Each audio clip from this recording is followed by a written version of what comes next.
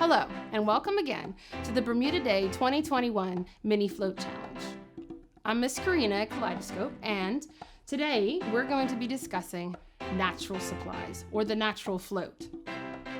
So as you can see here, we have a lot of the supplies that you would need to create the natural float. We've got bark, leaves, lentils, rice, and as you can see, you can color the rice using food coloring.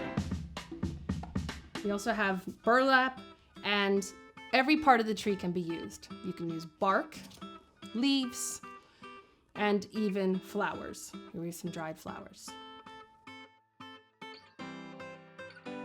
When working with natural supplies, you're going to want to think about color, texture, and also flexibility. Here's a duck that we've made. Now we've chosen this particular supplies, which is palm leaves and spice leaves, because of the fact that it can lay flat on the surface and it can move without cracking. Some leaves you'll find are too brittle and then they won't be very useful. Bay grape leaves are very good for this kind of thing.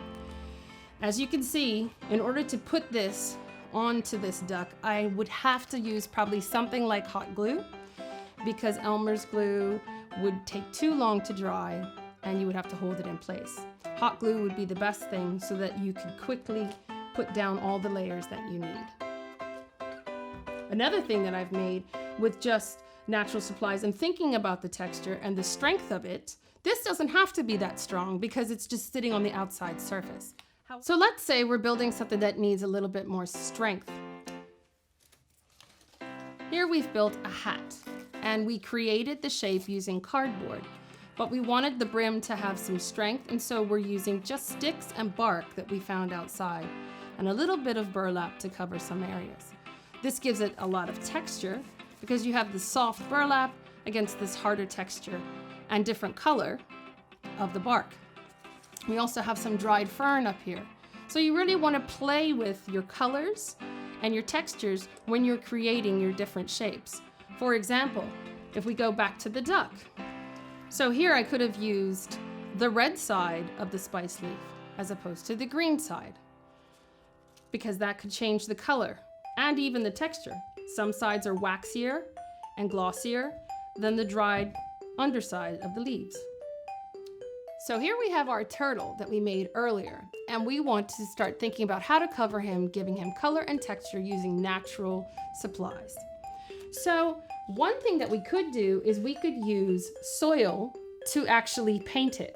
And the best way to do that is to mix soil from outside, a little bit of water, and just a touch of glue to help it stick. You can also add food coloring to create some different colors. So here we've used a little bit of green, and we're mixed it in with our soil, glue, and water. And we can paint with it, giving us a lovely, natural, but bold color.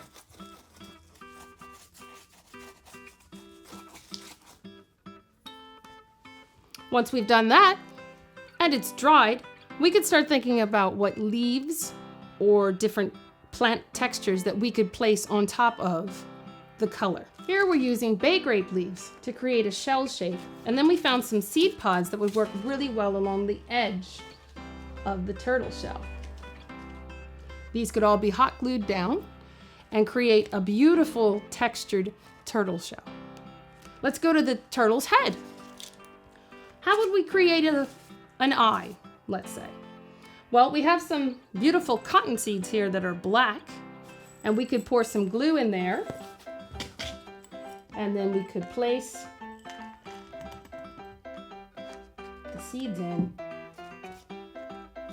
giving it a lovely eye. So you can use various different plants and colors and soil. You could even use sand as well, so that it gives you lighter colors, and you can play with your different values that way. So here we are at putting it all together. Last time we had created a coral reef using different brown bags, trash bags, and stuffed elements. And so now we're talking about the actual decorating of the top layer. As you can see here, this is actually a brown paper bag that was stuffed and then colored with food coloring, and then we put yarn on top of it to give it that kind of look. You want to think about the textures and the heights that you're trying to get. We found some dried rosemary that gives us that kind of seagrass kind of look. We've used palm branches and bark to create this sea fan, seed pods and bay grape leaf to create this crab. We've also using natural sponges and rocks. But as you can see, we also have quite a bit of color in here, and that's because with the natural floats you can use live plants. You can pot them and place them into your various different scenes, and especially if they're an endemic plant like a cedar, it needs to stay in a pot. But in this case, this is some succulents that I've brought in some beautiful color and give it that sort of underwater feel. So I hope that this video was helpful in helping you create a float that uses natural resources, that allows you to experiment, have fun, create height, color, texture, and we want to thank the Department of Culture for sponsoring this series.